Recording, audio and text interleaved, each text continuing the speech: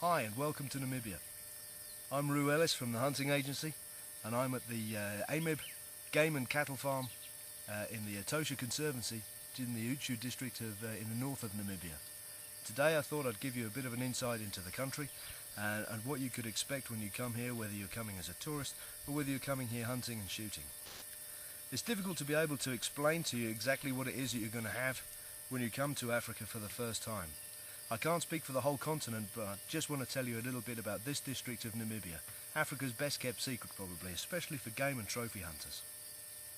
Firstly, as you can probably tell, it's hot, and it's June here. June is their winter. It's a southern hemisphere country, so if you're a northern hemisphere guy, as I am, I'm English. Normally in England we would be used to long sunny days, warm balmy nights, and a mild temperate climate. Even though it's winter here, even during the daytime the temperatures are still in the early 30s, and it's now, well, 3:30 in the afternoon, and it's hot. It's probably 32 today, and we've had a bit of wind which has taken the edge off it, which is quite nice. But in the big scheme of things, I have to tell you, if you're coming here at this time of year, it's great. But when you start to think about coming here in August, September and October, you can expect the temperatures to be a great deal hotter. The other thing to tell you about this particular time of the year is that the days are short, much shorter than they are in their summertime. So in November, December, January, that's their hot period of the year, where temperatures are regularly in the 40s, and at night, you have long days and very, very cold nights. It's officially classed as a semi-desert country, and you need to be aware of that before you come out here, particularly if you're a soft European like I am. So, Namibia in June. First thing I should tell you is bring warm clothes. Not for the daytime. I mean, the daytime is fantastic, yeah? Sun up is about 6:30, but sunset is about 5:30, 6 o'clock. And when the sun goes down, it starts to get cold. By 9 o'clock in the evening, it's cold. I have to tell you, to put it in perspective, one night recently I had occasion to go out looking for a problem lion on one of our neighbours' farms, and I had frost developing on the barrel of my rifle. If that doesn't tell you about how cold it is here at night time, well, I don't know really what is. The other thing that you need to know about a country like this is it's dry. As you can probably tell, the grassland here, I'll pick it up at random. This is dry savanna grass, and this is good eating for the cattle here. But the dryness of it is something which, if you're a European, you're not going to be used to. So essential items really when you come out here: Vaseline, one of the first things you need to prepare. Personally, I find lips and the inside of my nose gets dry very quickly. And hey, let's be honest, with a nose like mine, the last thing you need is a problem with it. Talking of noses, when you come out here, medical kit and medical attention, well, I'll tell you about the country, and then you can decide for yourself on how quickly medical attention is going to come. Think about the UK for a moment.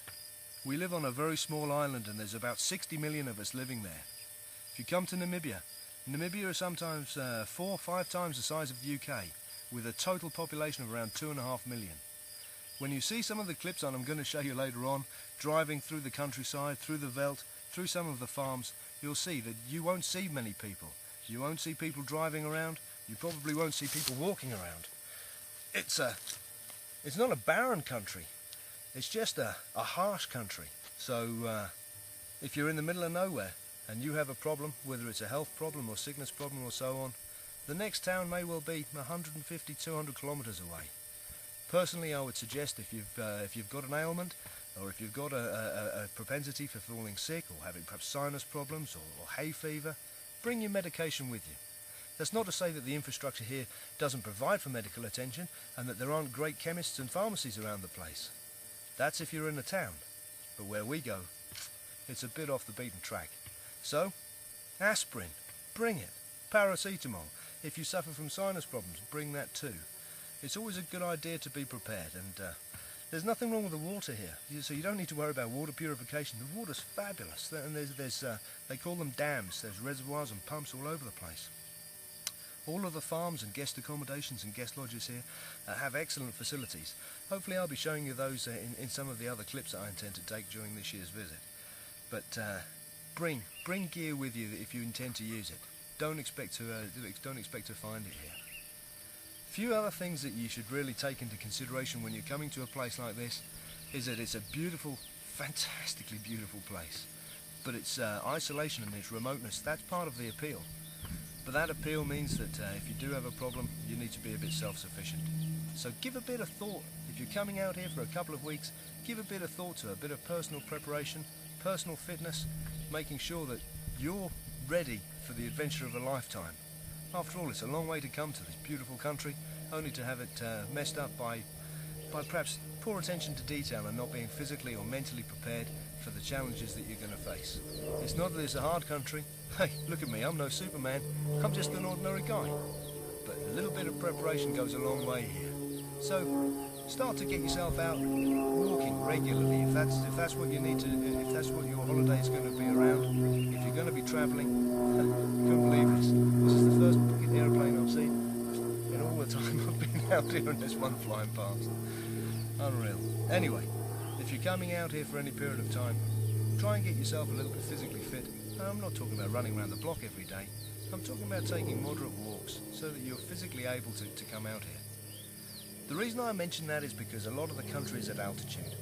I didn't realise what an effect altitude has. I mean, we all hear about athletes working at altitude, train at altitude so we can run faster when you get back down to sea level. Well, the same thing's true of when you come to a country. When you come to a country like this and it's at altitude, you're going to find that, well, perhaps you're going to get tired a little quicker. The days may be short here in the summer period, the Northern Hemisphere summer period, but I've got to tell you, there's so much to do, you'll want to see it all. And if you put that little bit of extra thought into your preparation, it goes a long way towards making your holiday great. I'm going to stop talking now, and hopefully if my editing's any good, I'm going to splice together some of the clips of me driving through the veld with Yassi and his family from the IMEB branch here in Uchu, so you can see for yourself some of the game, some of the territories, some of the hunting facilities and so on, and you can judge for yourself what this fabulous country's got to offer. Personally, I love it. I came here for the first time a few years ago now, and it got completely underneath my skin. I think when you come to Namibia, when you go home, you leave a small part of your soul behind. Personally, I'm glad that I came here. It's been a life-changing experience for me, and I hope when you come here, you find the same thing too. Enough of me, let's show you some pictures.